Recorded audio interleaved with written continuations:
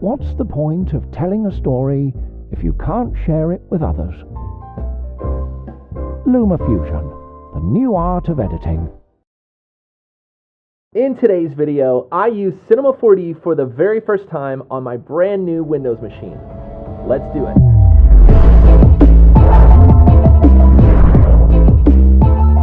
So after a quick call to AVA Direct, the fan issue is way better. I had to go into the BIOS and change some of the fan settings back to auto. I think it just got shipped with the wrong settings. Let me show you how loud, first of all, just how loud this is. I'm going to try to do like a before and after. So here's how loud the fans are right now. Now the machine is way quieter. In fact, when I'm not rendering anything, there seems to be almost no noise. So we'll see what happens when we start to render, but so far, so good. I got Cinema 4D installed, I got Redshift installed, I got all of our Grayscale Gorilla plugins installed, and so I think we're ready to jump into the next section, which is open Cinema 4D and see what this thing can do. Enough talking, let's head on in and let's get going. All right, here we go. Let's open up Cinema 4D. I got it down on the taskbar. Let's hit the button. Gonna load it up, and boom, here we go. We got the Redshift view. Oh, we got bling blings. Let's turn that off. Let's turn that off, kind of start from scratch. So the first thing I want to do is load up physical render and just see the speed. We got all these cores. Let's get it going. I could set up a scene, but I'd rather just get to kind of something I can render. So for that, I'm going to use our brand new Lightkit Pro 3. And what we also have as a part of this is our Lightkit browser. So we're just going to pick one of these Light Studios, and I'm going to pick something kind of colorful and fun here. Let's try Cotton Candy Magic Hour. So I just double clicked on that, and it's going to bring in all of our lights. And if I close it out, it should have our model and our lights and everything set up for physical render. And so let's check it out here, and then we'll do Redshift in a little bit. So first of all, I'm just going to move around and make sure, you know, everything's moving around okay. This feels great. It's very fast. The viewport's very smooth. And, man, it's already way faster than my iMac that I've used before, and I haven't even rendered anything yet. So let's just go ahead and click render and see what happens. So this won't look very good. This is the standard render. You know, Lightkit Pro is built for physical render, so we're going to go in there and start to turn all that on. But you can see it right there, 64 buckets doing their thing around the scene, and trying to render this thing as fast as possible. So we clearly need to turn on some global illumination and also turn on physical render. So let's go ahead and do that. Let's go into our settings here, and I'm using my Wacom pen, whatever you want to call it. And let's just go in here and go to physical render, come down to physical, and turn on progressive rendering. Now this will, if we hit render, start to render progressively, so it won't do those buckets anymore. But you can see that already looks way better, and it's rendering way faster. Physical ends up being faster a lot of times. And Lightkit Pro is optimized for it. And that came together really nice. We're still missing some global illumination, so let's go back into our settings here. And already I'm reminded that I need to set up my viewports here. Like, I don't have my layout the way that I usually have it. But in our render settings, we're going to go to physical. We're going to go to effect and turn on global illumination. And I always use QMC for physical render global illumination. It gives me the least amount of problems when it comes to rendering animation. And diffuse depth, I'm going to set to 5 because Lightkit Pro is kind of optimized for 3 to 5 bounces. Okay, so now when I hit render up here, the render view, it should progressive render. Boom, way better. Okay, baby, now we're talking. This looks way, way better. And again, this is using the CPU, right? This is the physical render, and it's using the Threadripper that's in the machine, and it's progressively trying to make this look better and better. And that's looking way better already than, of course, my iMac, which had, you know, a fraction of the power. So it's impressive for sure. The grain really cleaned up down there at the bottom already, and I could really easily see my scene and kind of get an idea how it is. And I could you know, move the camera around. Let's, you know, zoom in, maybe get something like that. Hit render again and see how fast this moves. Now, we're going to do the GPU render here in a second. I have a feeling it'll be a little bit faster, but that is pretty impressive. If you're not looking at getting, you know, into the third-party stuff, you're still using physical. Obviously, just upgrading your chipset gives you a ton of power. Look at that. It's calculating pretty quickly here, and one more pass, it'll be a lot less grain here. Let's all right, already excited. So let's go ahead and jump into Redshift. Now, I don't know a ton about Redshift. I've gotten a pretty quick demo over at Chris's house when he got his new machine, and so I'll probably mess something up, but this isn't a Redshift tutorial. We have other Redshift videos on Grayscale Gorilla, and we have some more coming out as well. We also have our Redshift training that just came out, but I mostly just want to start playing with GPU renderers. So let's open up Redshift. So the first thing we need to do is convert this scene into a Redshift scene. Likehit Pro 3 works with all the major third-party renderers, which means as soon as you have them installed, Likehit Pro 3 will let you just switch all of your lights and your scene and prepare it for whatever renderer you want to use. So in this case, we can go up to our Studio Manager here, and it's the Studio object. Come down to Render, and Redshift should be here. It is installed. It should be ready to go. Boom, right there on Redshift. Click it, and all of the lights and everything switch over to Redshift. So now the only thing we have to do is add a Redshift material. So if you go to Create, Redshift, Material, it's probably a better way to do that, but that's how I'm doing it these days. You could just drag it on top of your the model there. I'm going to go back up to Material for a second one and replace the background as well. So these are just two gray materials. We could probably change them down the road here, but let's just see what that looks like. I do want to change this front gray one to white. So if I remember correctly, you can go into the shader graph, and then you don't have to mess with the shader right away. I think you could just go to diffuse and just change the color and just kind of get out of there. Okay, so now I think if I did this right, you go to Redshift, and one of these is the viewer, render view, and one of these buttons loads it. Maybe a refresh or play. There we go. I'm learning, folks. I'm learning Redshift. I'm getting excited. Holy crap. That is beautiful. See how fast that popped into? I'm going to try to scale that up. So, I don't know if the resolution will... Yeah. Oh, my God. Yeah, baby. All right. That is pretty amazing. Now, I'm going to rotate around. Yeah. This is why I got this machine. Look at how fast that comes in. So I can move around, and it'll try to keep up in the viewport, and then it'll instantly try to clean itself up. And wow, that is just way, way faster. And this is, of course, using the GPU, and man, even just the feel of that render is very beautiful. Now, there's a reflection going on in the background that I'm not a fan of. I think it's coming from this new material. I'm going to go into the graph, and I think you can add blurriness to your reflection. Roughness. Boom. Okay, that's going to get rid of the reflection on the background. And we can make that white as well. Now, here's something real quick that has been tripping me up in Windows. And it is this. A lot of these dialog boxes have the button on the opposite side. On a Mac, the cancel button is on the left and the OK button's on the right. And this has tripped me up many times. I'll like dial a color in and go, yeah, I want orange or whatever, and then I'll click cancel instead of OK because it's opposite on Windows. But anyway, keep an eye out for that if you're switching. Let's just make it white.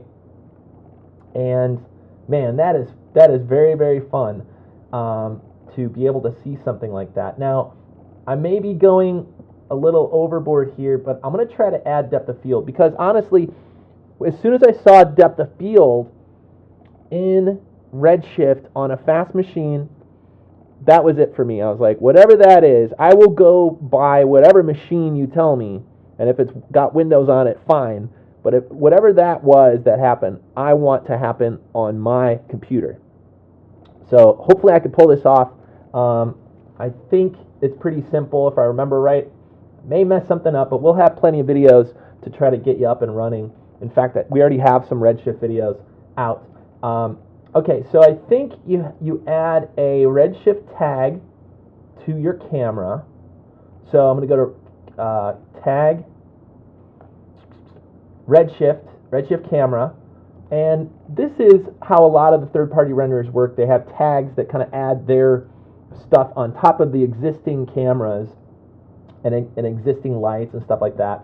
So with Like-It Pro, it's easy to switch just one button, but other lights don't do that. You have to add tags, and then down here, there you go. Maybe this is it. Boom. Ba-bam! Looky, he's blurry already.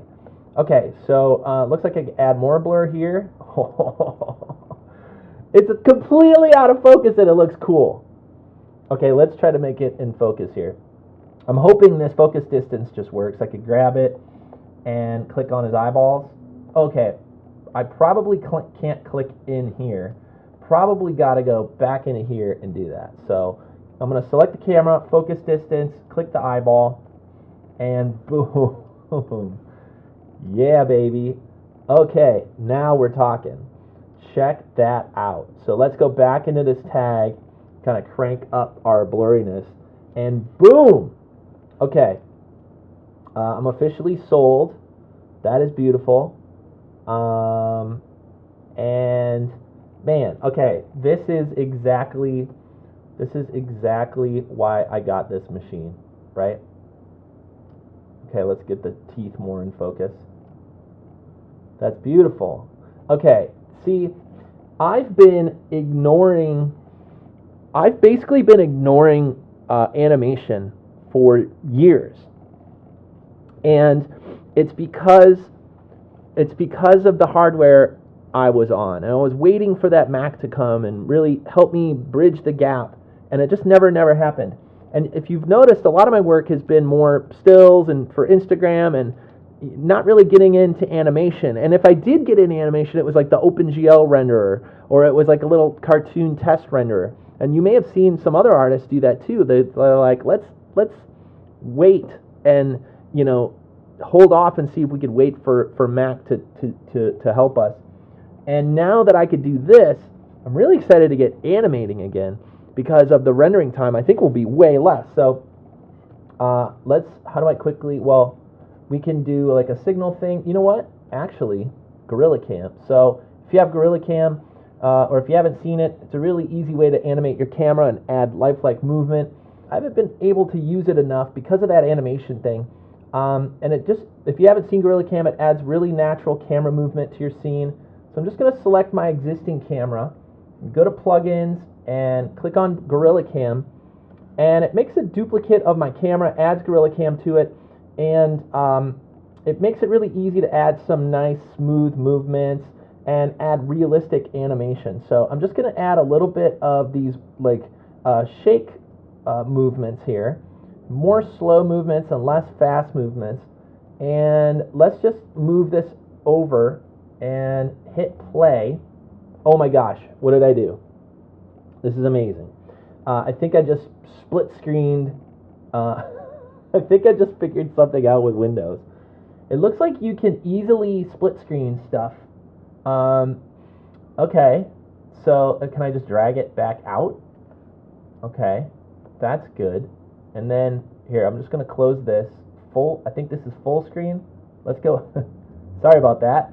That was fun. I think I just dragged it over too far and then it snapped up into the corner, which is cool. I want to look into that. Not right now. I want to get some animation going here with this new machine. So so far I haven't hit the Windows button and messed everything up, which is good. I guess I haven't done a lot of complex like copying and pasting or anything, but so far so good. In GorillaCam, I slide all the sliders and I hit play. Boom. Okay, so now this guy has some really nice camera movement to him, and if I hit play over on the render view, it should copy over, and there it is. Now it's showing up. Now it's trying to render every frame. There's probably a way to unlock that and just kind of see roughly the scene, and it seems like if I just pause that, it'll show us our rough animation over here. Okay, now I'm excited because now I could get animation that looks really clean in 10, 20, 30 seconds or a minute or so instead of waiting hours with physical. So even just that frame right there is looking pretty good. So it does look like I need to copy and paste this redshift tag over. So I'm just going to hold down Control and drag it onto GorillaCam, and boom! Look at that. We got depth of field, and then I'm going to hit play, and we got animation. And if I hit pause, it should refine this scene and start to look nice.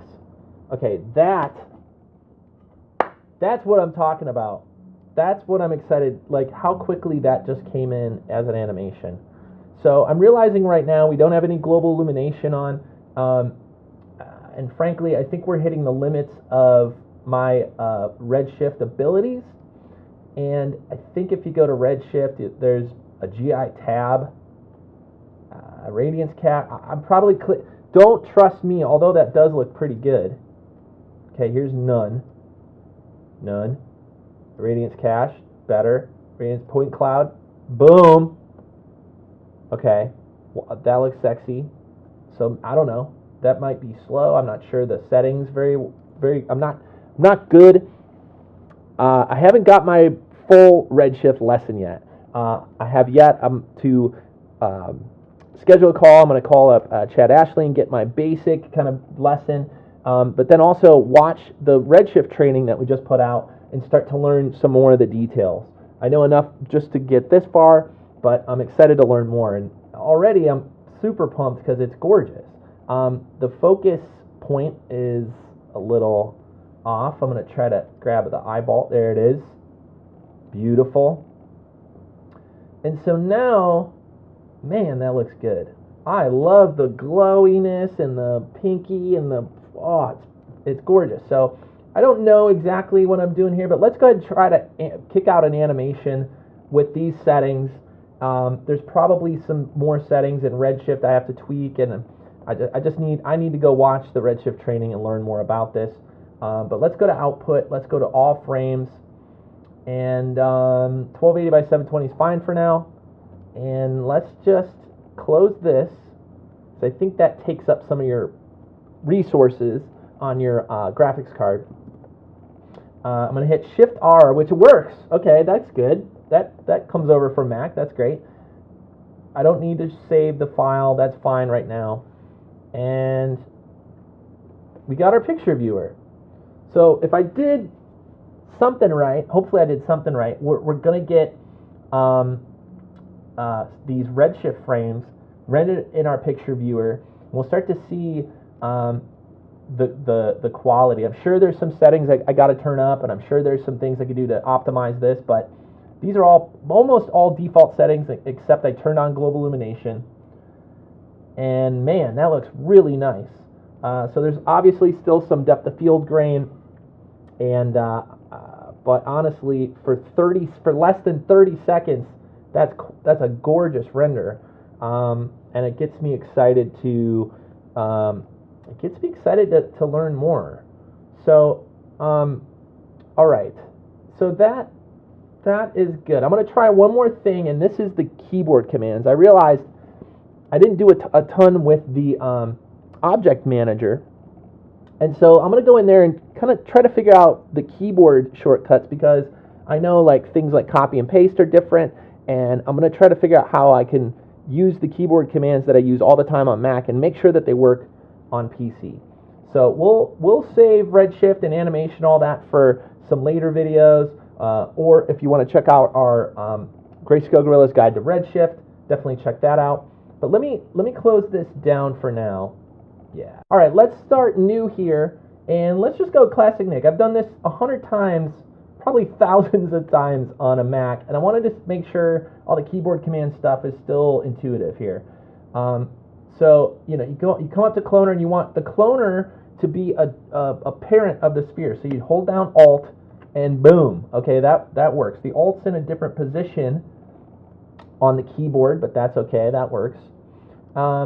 And so now, you know, you can move stuff around, of course, and you can hit the scale and scale this down. And so let's talk about how to duplicate stuff, because I do this all the time. I'll grab like a sphere or a cube, and then I'll want to add a second one, and you drag it down, and let's get the keyboard command. There it is. Control, boom. You make copies. So that's good. That's, again, it's a different part of the keyboard, but it works fine. Same thing. The real trick here, I think, is going to be copy and paste. So copy and paste uses Control, which is way in the corner. It's like way in the corner of the keyboard, and it's a different hand position. And this is where I've hit the Windows key in the past, and I've done this quite a few times on other people's machines trying to navigate around. And so maybe I'm just used to it already, just from setting up my, setting up the PC and playing with it. But so far so good.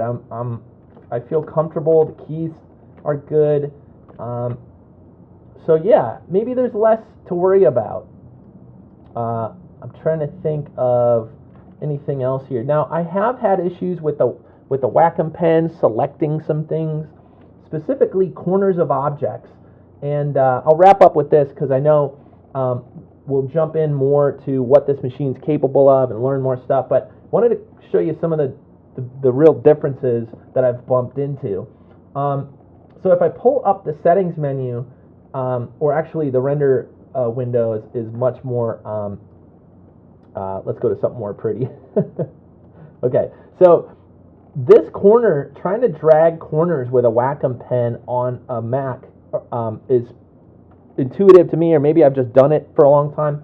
But on a PC here, it seems hard for me to find it. And so you can see right there, it kind of jumps between down and over, and it can get real tricky to grab the corners of things. But, you know, I'm not having a super hard time right now. So again, maybe this is just something I need to get used to. This full screen thing is definitely something I need to work on and figure out. But yeah, so far so good. Okay, so I'm excited. So here's what we're gonna do. Let's get this thing back up here, because it's just too good not to have in the background. In fact, let's go back to this render and kick it up full screen here. I go to plugins, no, Redshift, render view, hit play. It's gonna bring, oh, see here, this corner right there, that's really difficult for me to grab. There we go. But I'm gonna make it as big as I can while I finish up the video, because the colors are too nice. This is exactly why I got this machine. And I'm excited we're here. I'm excited to be at this moment where now I could start to play and animate and actually get frames that look like this in 20-30 seconds instead of hours. And so I'm going to continue to report any big issues that I have with the PC. You can expect almost all of my future tutorials to be on this machine, and so I'll kind of report things over time.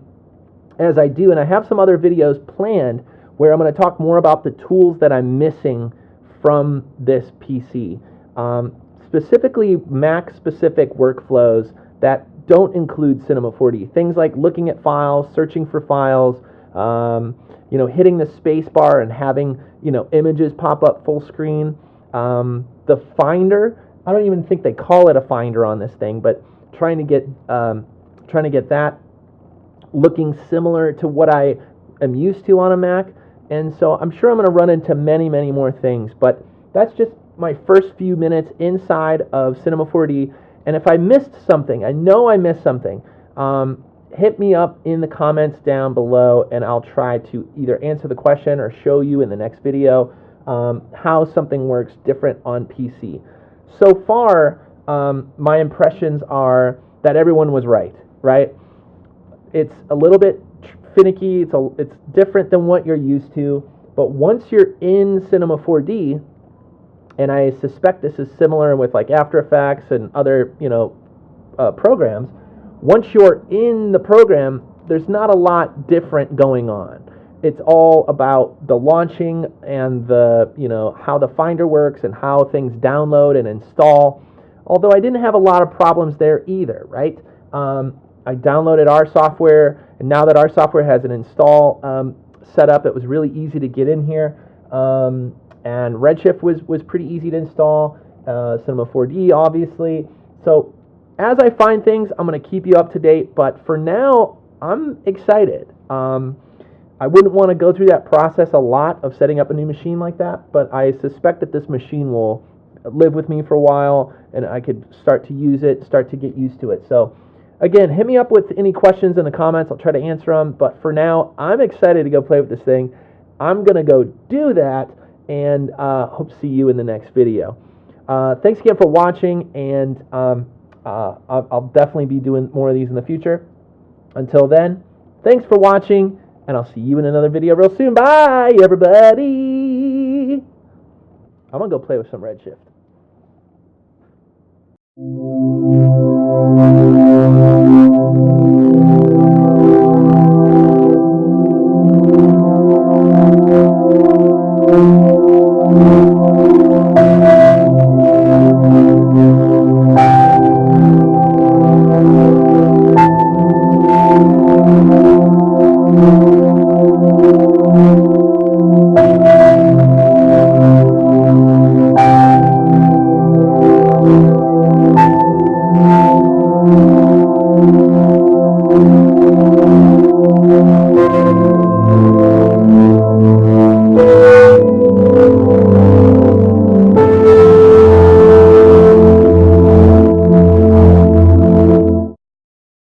Phone or on an iPad with Lumafusion, and I just think it's a game changer for the next generation of filming.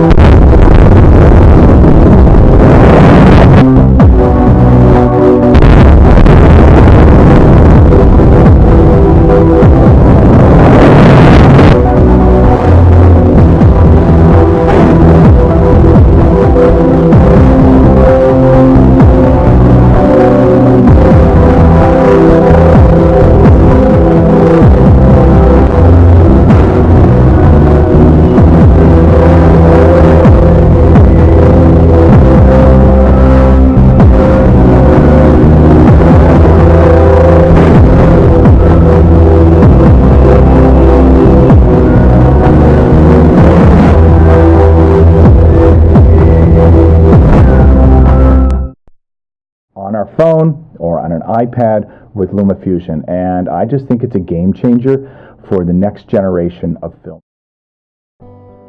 There's beauty in telling your story where you're most inspired to tell it. Lumafusion, the new art of editing.